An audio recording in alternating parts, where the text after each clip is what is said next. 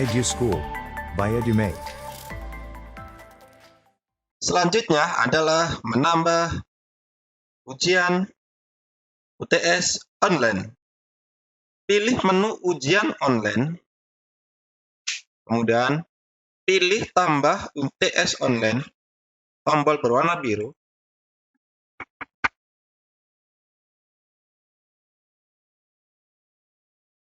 Pilih tombol action untuk kelas yang dipilih.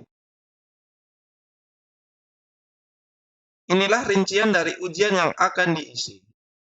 Kemudian isi sesuai yang diinginkan dan klik save.